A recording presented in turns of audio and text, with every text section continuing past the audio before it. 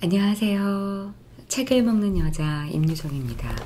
오늘은 심플하게 산다를 먹어보도록 하겠습니다. 맛있게 먹겠습니다. 먹기. 소박한 밥상. 이상적인 식생활은 밥상에 올라오는 음식의 종류에 제한을 두는 것이다. 그래야만 영양소가 더 쉽게 소화되고 흡수된다. 일부 민족이 고령에도 건강을 유지하는 것은 식습관 덕분이다. 나는 식사 때 아름다운 나무 사발을 사용한다.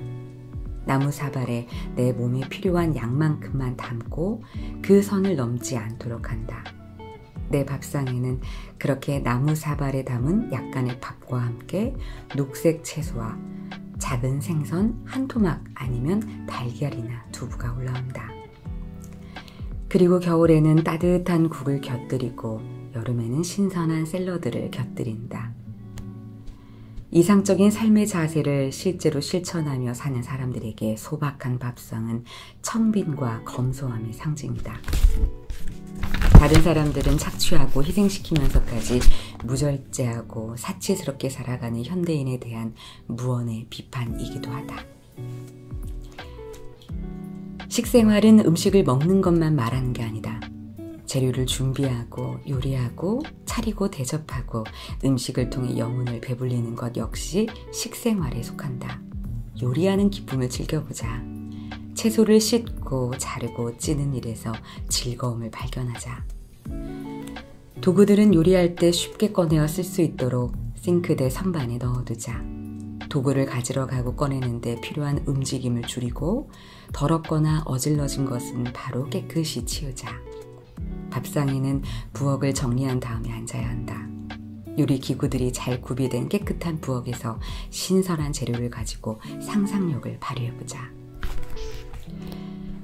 건강을 위해 음식의 칼로리를 계산하거나 밥을 굶거나 건강식품에 큰 돈을 쓸 필요는 없다. 그런 것은 강박적인 행동에 지나지 않는다. 정말 필요한 것은 생각하고 느끼면서 먹는 것이다. 잘 먹는다는 것은 천천히 그리고 우아하게 음식과 우리 몸을 존중하면서 먹는 것을 뜻한다. 먹는 방식을 통제하는 것은 곧 체중을 통제하는 일이다. 음식을 먹기 전에 호흡부터 해보자. 스트레스와 부정적인 생각은 날숨과 함께 내보내자. 그리고 천천히 음미하면서 먹자. 하루에 우리에게 필요한 음식은 채소 3줌, 과일 2개, 빵, 밥, 국수 같은 탄수화물, 식품 약간, 생선, 두부, 달걀, 고기와 같은 단백질, 식품 약간, 콩류 약간이다. 보통 한 끼에 탄수화물 200g, 단백질 100g, 약간의 채소를 먹으면 된다. 전부 해봤자 주먹이나 자몽 하나 크기를 넘지 않는 양이다. 특별한 날이 아니면 이처럼 간소하게 차려 먹자. 그러면 요리하는 데 드는 시간도 줄어든다. 부엌을 정신적으로 성장하기 위해 요리를 준비하는 성스러운 장소로 여기자. 그리고 밥상에 생명력과 생각을 담아내자. 배가 차도록 먹을 음식은 밥 1공기 정도로 제한하자. 나머지 음식은 젓가락 끝으로 조금만 집어서 음미하며 먹자. 좋은 것이 지닌 진정한 가치, 겉으로 쉽게 드러나지 않은 풍요로움은 일종의 금욕 안에서만 맛볼 수 있음을 명심하자. 잘 사랑한다는 것은 삶의 매 순간 의미를 발견한다는 것을 뜻한다. 먹는 순간에도 의미는 중요하다. 추하고 너절한 장소에서 음식을 먹을 경우 아름다움에 대한 욕구를 보상하기 위해 과식을 하게 된다. 그러므로 혼자 밥을 먹더라도 아름답게 먹자. 옷을 갈아입고 머리를 매만지고 몸을 깨끗이 하자. 밥상도 되도록 아름답게 차려서 먹자. 부엌 싱크대에 대충 차려놓고 먹지 말고 플라스틱이나 종이로 된 식기는 피하자. 플라스틱과 종이를 밥상에서 몰아내면 삶 자체가 달라진다. 하지만 전쟁과 산업 발전 이후 플라스틱 세상에서 자란 사람들은 이제 천연 소재와 합성 소재를 구분하지도 못한다. 플라스틱 용기는 음식을 냉장고에 보관하기 위한 용도로만 써야 한다. 세세한 부분에 그렇게까지 신경 쓸 필요가 있느냐고 비난하는 사람도 있겠지만 그렇게 세세한 부분에 신경을 써야 일상이 풍요로워진다. 살아가는 기쁨을 일깨워주는 것은 바로 그런 세세한 부분들이라는 것을 잊지 말자. 우리 사회는 건강한 식생활의 기쁨을 잘 모른다. 게다가 음식이 너무 꾸밈이 없다는 이유로 과한 손질을 해서 자연스러운 맛을 해친다. 요리 자체가 맛있고 상차림까지 완벽하면 많은 양을 먹지 않아도 만족감을 느낄 수 있다. 면 입만 먹어도 충분하다. 양이 아닌 질이 우리를 만족시키는 경우가 얼마나 많은가. 포만감은 양이 아니라 질에 의해서, 즉 음식의 질과 음식을 먹는 장소의 질, 그리고 음식을 먹을 때 우리 마음 상태의 질에 의해서 좌우된다. 식탐이 아닌 몸이 만족시켜주는 것을 먹자. 대부분의 사람은 불안하거나 지루하면 음식을 먹는다. 그래서 비만은 살면서 부딪히는 스트레스로 인한 경우가 많다. 실제로 스트레스와 속도는 현대 문명의 두 가지 적이다. 너무 빨리, 그리고 너무 힘들게 살면 몸도 빨리 상한다. 천천히 여유를 갖는 법, 스트레스를 받지 않는 법, 거절하는 법, 간소하면서도 아름다운 요리를 만드는 법을 배우자.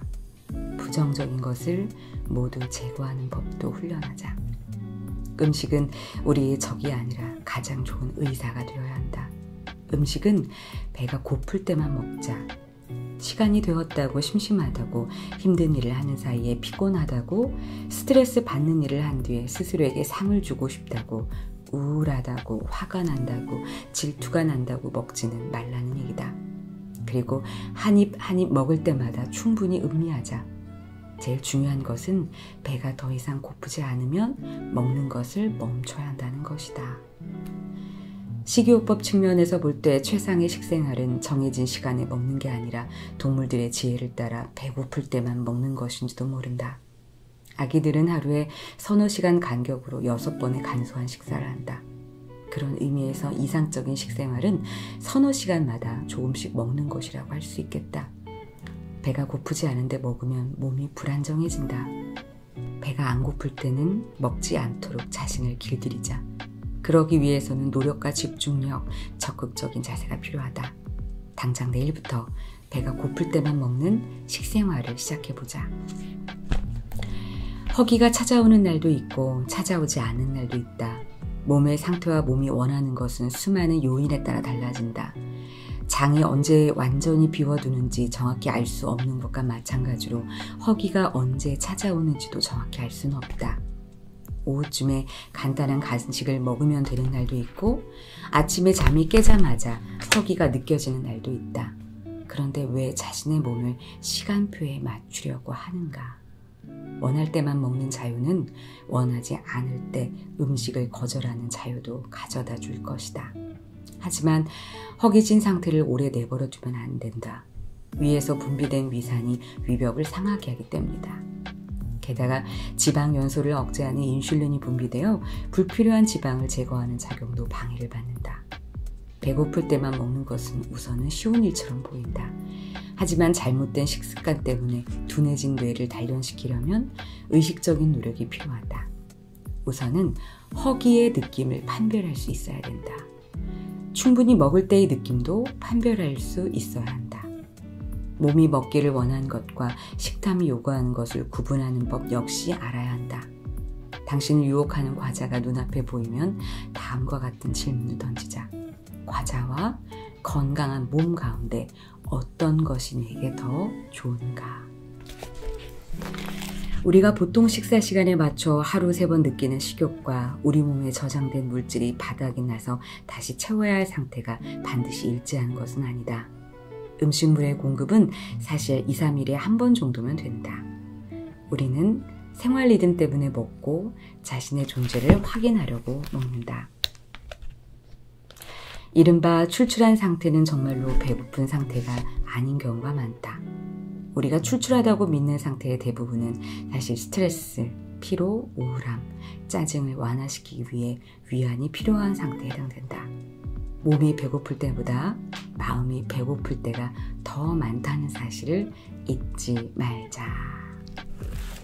네, 오늘은 심플하게 산다를 읽어왔습니다.